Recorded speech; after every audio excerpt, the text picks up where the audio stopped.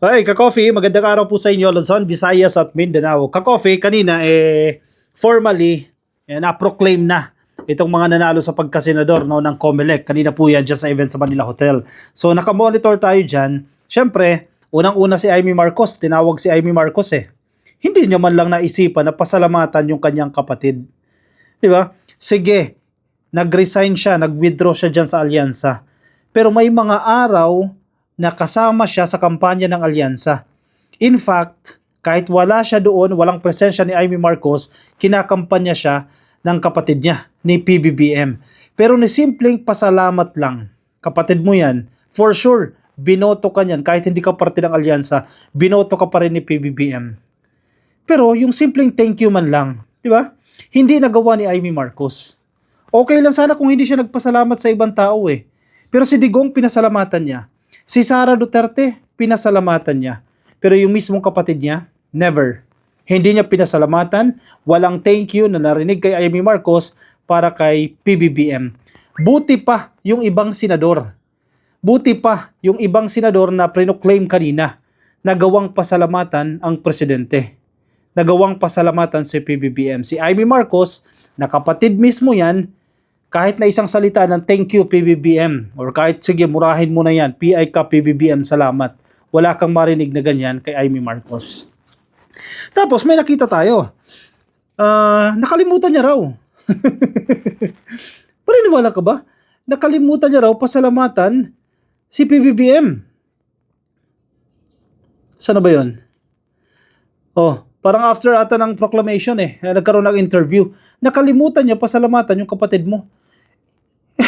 Imposible. Hindi ako naniniwala na nakalimutan niya yan. Sinadya yan. It was intentional na wag pasalamatan yung kanyang kapatid dahil ang loyalty niya ay nasa mga Duterte. Tuloy, nalulungkot tuloy yung ibang mga loyalista na bumoto pa rin kay Amy Marcos. May mga kilala pa rin tayo Ka-Coffee. Bumoto sa alyansa, sinama pa nila si Amy Marcos. Diba? May pagkataksil talaga ito. At lumalabas din na may ambisyon talaga maging presidente itong si Amy Marcos. Alam mo ba Ka-Coffee noong 2022? Narinig ko lang ito inside information ito. Noong 2022, 'di ba, sinampahan ng mga disqualification cases si PBBM. Aba, ang nakarating sa akin, nangangarap pala si Amy Marcos na kung na-disqualified si PBBM noong 2022, siya sana yung replacement. May balak talaga maging presidente itong si Amy Marcos. Iditakbo siya sa 2028. 'Di ba? Kesa ngayon, ang ginagawa niya, halatang-halata na naiinggit siya sa presidente. Sinuot pa yung damit ng presidente, yung damit ng tatay niya. Nakita niyo na ba yun? Yan damit pang presidente yan. Yung suot niya, damit pang presidente. Medyo malabo lang Damit ng tatay niya, noong presidente, si Ferdinand Marcos Sr. Sinuot niya. Talagang nag-aambisyon talaga itong si Amy Marcos.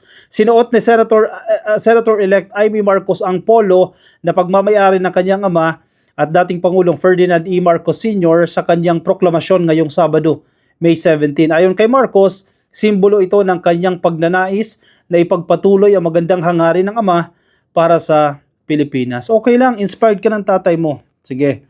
Let's assume tatay niya talaga si Marcos Sr. No? Sige, assume na natin yan. Inspired ka. Pero tama ba yan? Suotin mo yung damit ng presidente? Anong gustong mong iparating? Eventually, ako'y magiging presidente. Diba? Tama ba yung ginawa ni Amy Marcos dyan?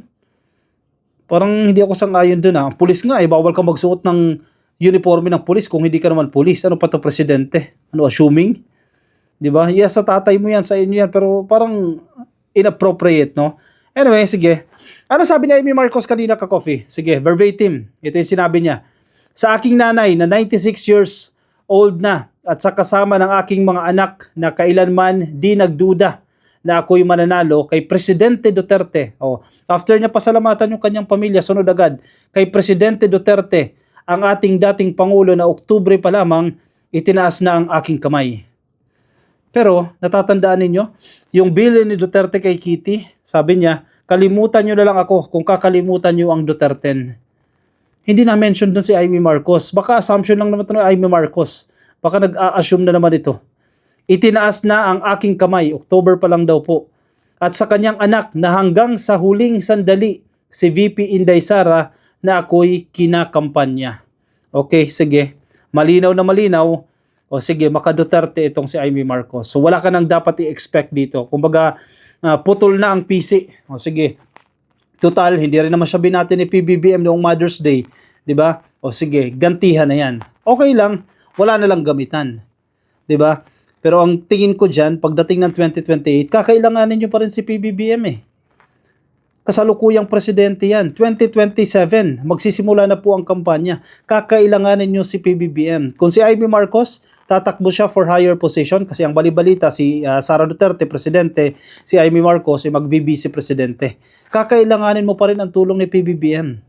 Sana walang gamitan, 'di ba? O sige ngayon, okay ha, hindi ka man lang marunong magpasalamat kahit natulungan ka. 'Di ba? Kahit thank you man lang, simpleng thank you, wala kang ginawa. O pagdating ng 2027 ha, pagdating ng 2028 ha, baka humingi ka ng tulong kay PBBM. Tandaan natin ka-coffee itong araw na ito. Sabi ni Amy, sa inyong lahat, ang tagumpay na ito kahit gaano kailap at kahirap ay isang katibayan na kapag ikaw ay nanindigan para sa tama, mananalo ka. Problematic yung statement na yan ha. Ibig sabihin pala, mali pala si PBBM dito sa pagpapaaresto kay Digong o sa pagsusurrender kay Digong dyan sa International Criminal Court. Kasi sabi ni Amy Marcos, kapag ikaw ay nanindigan para sa tama, mananalo ka. Nanalo siya, ibig sabihin validation na tama yung ginawa niya. So yung investigasyon niya pala dyan sa Senado, tama pala yan. Masama pala si PBBM. Masama yung ginawa nila General Torre, masama yung ginawa nila Secretary Remulla at siya ang tama. Kasi nanalo siya eh. Yan yung kanyang premise yan yung kanyang validation na tama yung ginagawa niya. O sige, hanggang kailan? Anyway, isa pa ka-coffee. Kasi maingay ngayon yung issue ng impeachment ni Inday Sara Duterte. May sinasabi kasi si Toby Chanco, ka-coffee, ang campaign manager ng Alyansa, and then meron din siyang sinasabi about sa leadership dyan sa House of Representatives. I-summarize ko na lang ito.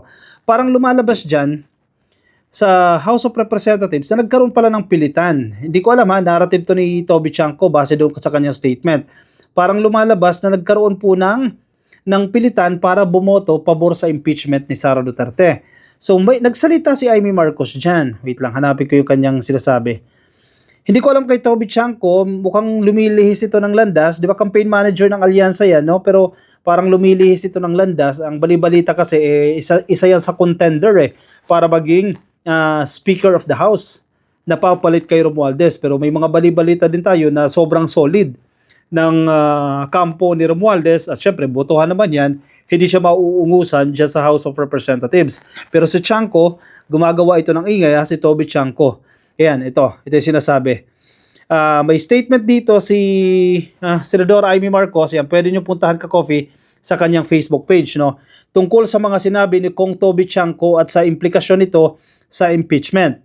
Kasi ang aligasyon ni Toby Chanco, kinakailangan mong pumirma dito sa impeachment ni Sara Duterte or else iipitin yung budget. Yan yung lumalabas dyan eh. Hindi kita bibigyan ng budget, iipitin ko yung budget mo para sa mga projects mo, makaka-apekto sa tao yan, sa kongresista, di ba?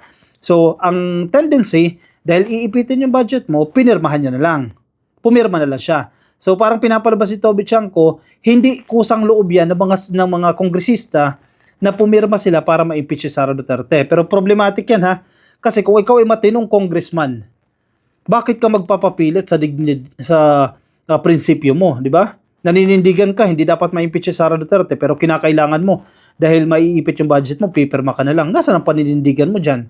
Kung ikaw ay constituent, hindi mo na iboboto yung ganyang klase ng tao. Di ba? Nagpapaipit ka pala eh. O, mali ka.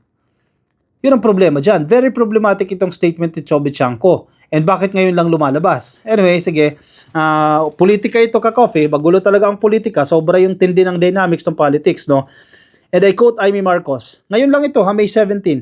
Base sa mga sinabi ni Kong Toby, palagay ko panahon na para ibasura ang impeachment. Wow. Ano to? Yan pala ang niluluto nila. O parang whistleblower pala ito si Toby Chanco na magiging dahilan eventually, hindi pala eventually, no, sa plano nila na ibasura itong impeachment complaint laban kay Sara Duterte. So ibig sabihin pala, yung winaldas na confidential funds ni Sara Duterte, joke lang yun. Yung mga testimonya ng mga opisyal ng Department of Education na umamin sila mismo na sinusuhulan sila ni Sara Duterte, joke lang pala yun. Sila Mary Grace Piatos, sila Xiaomi, sino pa, yung mga bogus na mga pangalan na nakatanggap ng pera sa ilalim ng confidential funds, joke lang pala yan. Wala palang mga merit yan, ka-coffee. At sabi ni Amy Marcos, panahon na para ibasura yan. In short, walang silbi yung naging investigasyon dyan ng Quadcom. Yung mga findings ng Quadcom, wala palang silbi yan. At kailangan maibasura itong mga itong impeachment complaint laban kay Sara Duterte. Yun pala gusto nilang palabasin dito. Hoy, Manang Amy, bakit kailangan mo ipabasura yan? Di ka ba confident dyan sa Senado, sa numbers ninyo dyan sa Senate, at kinakailangan nyo pa ipabasura yan? Paano nyo ipapabasura yan? Uusad na yan. Tatakbo na yan sa trial. Bakit kinakailangan nyo pa ipabasura yan? Para saan pa? Anyway, may pinupunta siya dyan. Sabi niya, tatakbo siya ng Supreme Court. Anyway, basahin natin ha. Base sa mga sinabi ni Kong Toby, palagay ko panahon na para ibasura ang impeachment. Kasi, di ba, sabi niya, nasuhulan o tinakot na maipit ang budget ng mga congressman kaya nagsipirmahan. May mali ang congressman doon. Bakit ka nagpaipit? Di ba? Bakit ka pumayag? Nagipitin ka? O nasaan ang paninindigan mo? Nasaan ang prinsipyo mo? Nasaan ang integrity mo? Di ba? Kung magwi-witness, tinutukoy niya siguro si Toby or mga congressman na magwi-witness, pwede ako magsampa ng kaso sa Supreme Court para matapos na yan. Hoy, ano yan? Naghahanap ng bilang ha? O naghahanap daw po ng congressman, ng kongresista o congresswoman na magwi-witness itong si Amy Marcos dahil pag may nakakita siya ng mga witness, magsasampa siya dyan sa Korte Suprema para ibasura itong impeachment. Pwede ba yun? May jurisdiction ba ang Supreme Court dito sa impeachment? Di ba dapat ano yan?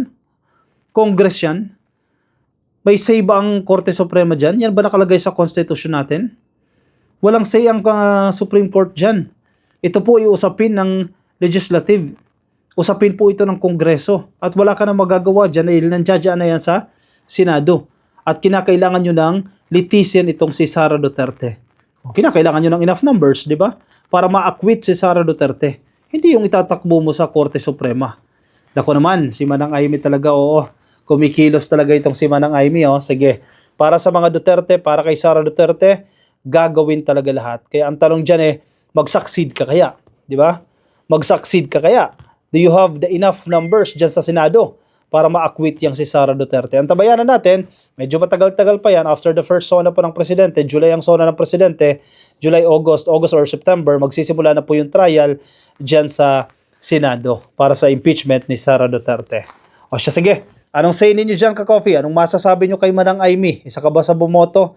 Abay, bahala po kayo kung ano mga nais ninyong sabihin. Di ba natin mapipilit yan eh. Hindi na natin mapapaamin niya kung bumoto siya kay Amy or hindi. Pero ito po yung nangyayari. Hindi niya man lang pinasalamatan yung kanyang kapatid. I-komento po ang inyong opinion, reaksyon dyan sa comment section para mabasa po yan ng iba nating mga ka-coffee. Mga nasa Facebook, pasuyin na lang ka-coffee. Please like and follow. Mga nasa YouTube, click lang po na subscribe at hit na po yung notification icon para updated kayo sa ating mga bagong upload. I'll see you ka-coffee in my next video. Maraming salamat po sa mga sumama. Ingat po kayo, nasan man po kayong panig ng daigdig. Bye-bye.